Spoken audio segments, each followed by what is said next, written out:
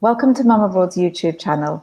I'm joined today by Ricky Magee, a dad, a leader and facilitator. Rick is originally from Northern Ireland.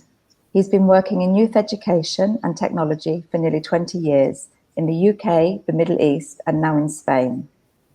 His passion for the English language and his journey as an educator and father has been the driving force behind launching his own platform, Next Level English, which facilitates the best possible experience for the child and the parent. His goal is to deliver educational value through fun, intuitive and engaging tools that will help children maintain their heritage language and thrive in their proficiency. Hi, Ricky. Hi, Jane. Very nice to see you, and thank you for inviting me. No, thank you for joining me. Ricky, let's start with the Spanish education system to have a little bit of an overview. For anyone with children who are about to start in school in Spain and are not familiar with the system, can you give a brief overview of the situation for learning English in state schools? So, well, in Spain, the curriculum's taught in Spanish. We are here in Barcelona, and here the curriculum's taught in Catalan. And the second language that is offered to children is really aimed at second language learners. So, they begin in school and they start with the very basics, colors, numbers, etc. In Barcelona, there's a sort of a fairly good selection of different types of schools which have different approaches to learning. And we're fortunate enough to be in an area with, I guess, a higher population of English-speaking expats. So we were looking for schools which really had more of a focus on English than maybe some others. We were fortunate to find a school which brings in a native English teacher once a week, which is not common in other public schools. But that all stopped last March 2020. And since then, it's really been a struggle to really get the English education that my son needs. My children are multilingual. They're 4 and 6 years old. And really, we've been searching for extra opportunities for their learning at an advanced level. But there's very little in the way to support that at the moment. What options are there for families that want to raise their children bilingually? I think the options vary quite widely depending on where you're situated. Okay, so if you're in an urban center with large expat communities, there are quite a lot of things we can do. Starting from a very young age, you have many bilingual nurseries which have native teachers, native supervisors, and lots of, I guess, English activity groups, so English play groups, English, painting groups, singing groups, and things like that. So in urban centers, there's definitely more. Once you start to head out of the centers, there's really very little in the way of English community play groups and things like that. With regards to the sort of education, so once children start in primary school, there are options of really at the very top level, I suppose, are the private schools, which teach almost exclusively in English with Spanish as a sort of side, as an additional language. Then you have the sort of bilingual concertadas, so these are the sort of semi-private schools, which offer English at a bilingual level to varying degrees of success, and then use the public school system. So I think for many people the financial burden of private education is really, it's not an option, and it seems that we have this opportunity for studying and learning in English right at the sort of top level to get the highest level of English. And then there's really not much between that and the sort of public education system. So there's a real gap there of learning and a missed opportunity for many bilingual kids in Spain. So, Ricky, Next Level English came about when you realized that your own children needed regular interaction with other native English speakers. Can you tell us a little bit about your personal situation, your family situation, the languages that your children speak, and so on? Sure.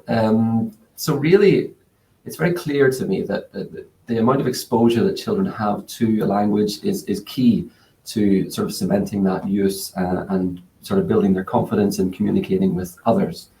Our bilingual journey really began as soon as our children were born. I have two boys who are 4 and 6. My wife is from Alicante, so she speaks Spanish and Valenciano, very similar to Catalan. And it's been really a very proactive effort from both of us. So Mark, my eldest son, he speaks fluently in English, in Spanish, and in Catalan. He's a machine. It's amazing when he just sees, he knows a person speaks Catalan, he just pops into Catalan. He knows someone speaks English, he pops into. So he's mastered that now at 6 years old, which is phenomenal. My younger son speaks actually mostly in English. So he has been in a Catalan nursery, and he's had a full year in P3. And still speaks mostly in English, but he's starting to use more Spanish and Catalan now that obviously his friends in school are like that. But really, we're at the point now where I can see sometimes the frustration from my son with regards to his English class. He told me a few weeks ago, he said, "Daddy, why do I have to go to English class?" Because he's really, it's just not compatible with where he is in his language at the minute. Which is such a shame. It's difficult for a teacher. I can appreciate to manage.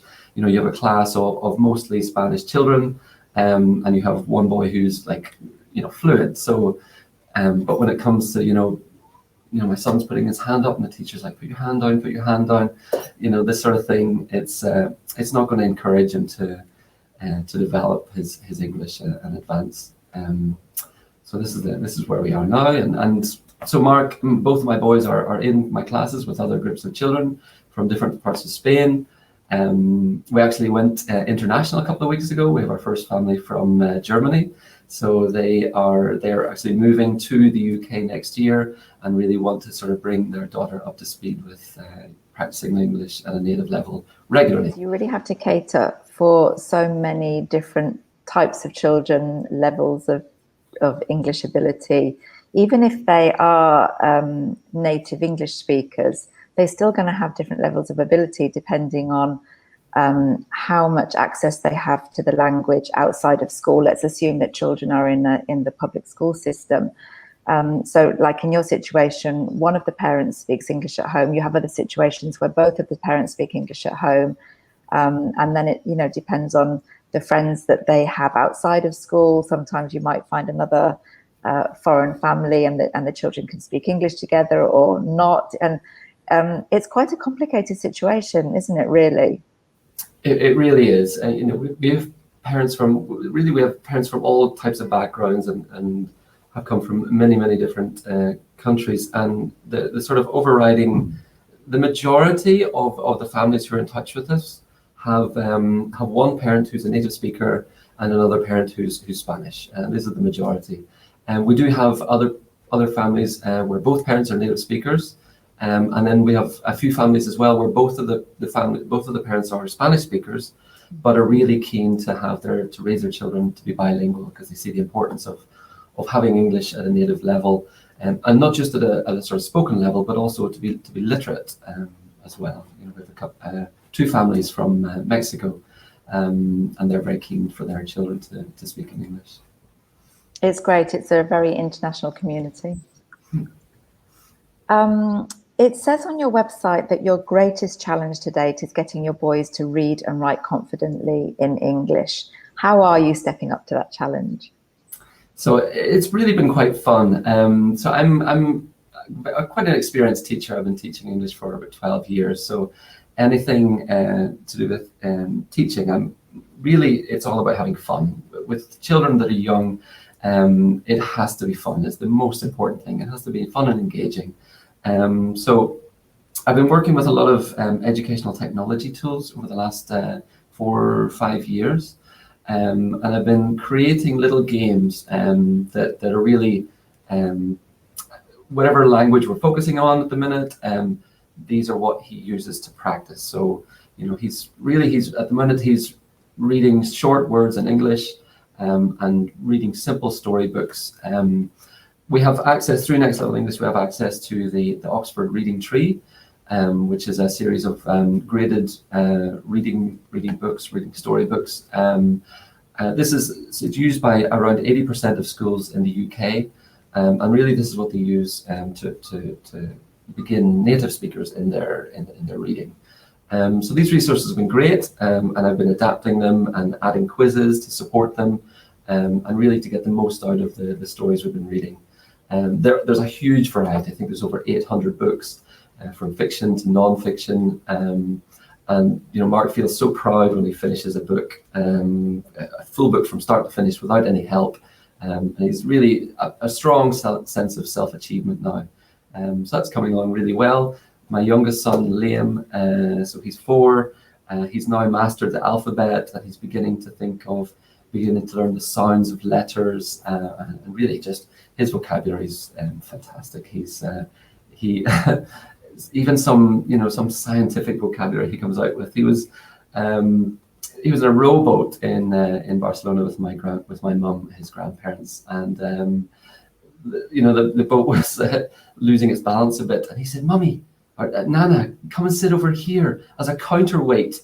He's 4 years old and he's coming out with stuff like this. So it's amazing. Some of the things they come out with are fantastic, and I'm really pleased with their progress in specifically in their reading, because this is I think it's the most challenging thing. A lot of parents raising bilingual children,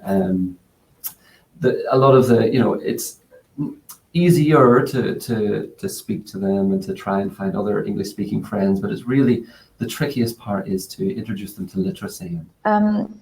Ricky, you talk a bit about children need to learn in a fun environment, and you specifically want to teach English in a fun and intuitive way through your platform.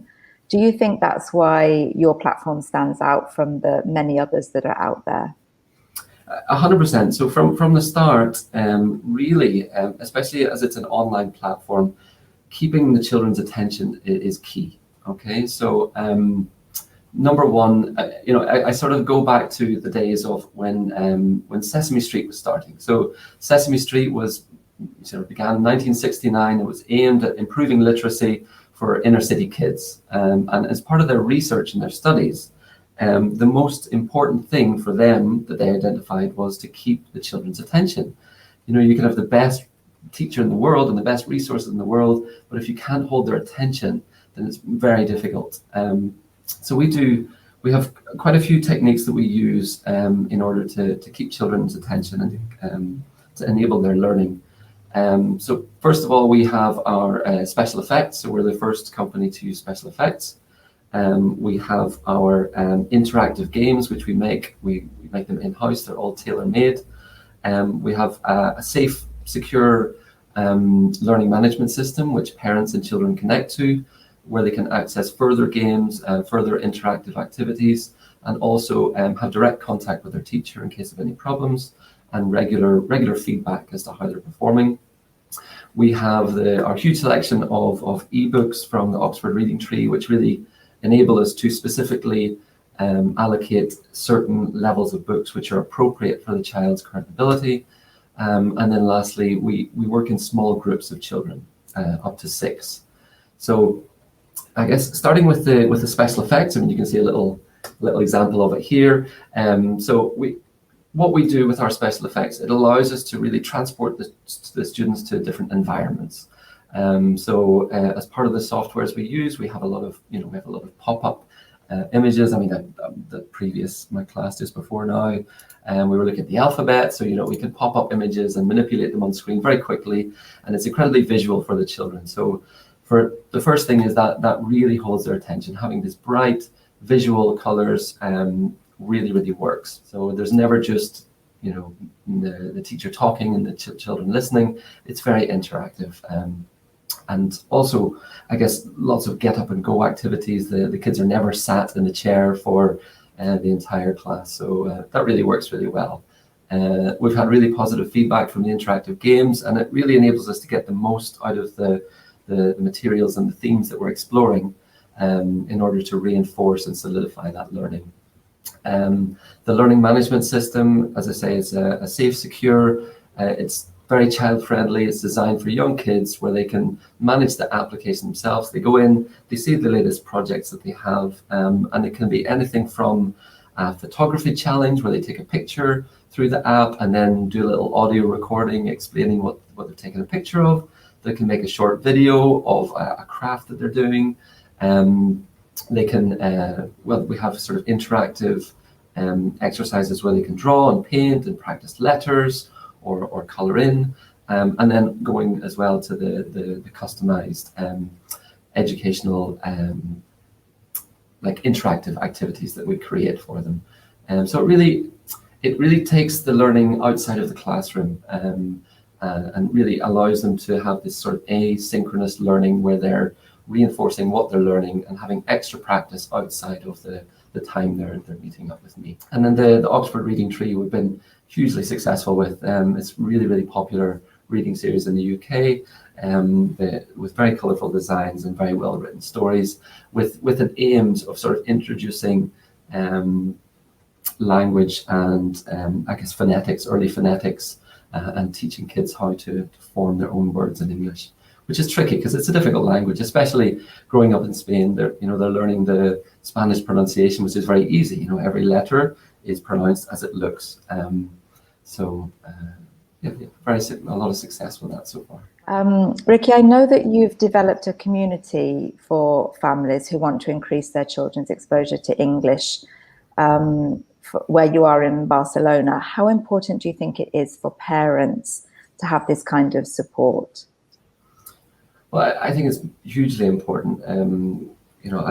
I myself have my own aims for my children's language learning, but a lot of the parents that have contacted us have given all sorts of reasons for wanting to increase their exposure. So just to give an example of a few families, a few families living in sort of satellite towns outside of Barcelona, where they really don't have any kind of English community to interact with, and for their child to have any other exposure than just from one parent. And it's very difficult when you only have it coming from one person, and to sort of for that language to come out. And we've seen this one specific parent he's an English teacher, yet his child is really not speaking a lot of English because he just doesn't have that exposure. Other reasons have been that really they just don't have the local resources. The sort of, in Barcelona we have bilingual nurseries, but in many other parts of the country there's very limited access to extra resources like this. And as well, really, a lot of parents, they want their children to be, and it's an overriding message from parents, they want their kids to be as native as possible. And in their current education, their current school, whatever their situation is, they're not getting that level that they are trying to achieve. So, Ricky, how do you see the platform developing in the next few months and the next few years? It's a great question, and it's something that's I'm really excited about. So we've applied for some EU funding. So there's some help available at the moment for specifically companies and startups focusing on bilingual education. So we're really hopeful for that, and that'll really help us drive and offer the service to more parents. But also I can see us as well evolving into other foreign languages. So, for example, we've been contacted by Spanish families living in the UK who'd like to maintain their children's exposure to Spanish as a native language.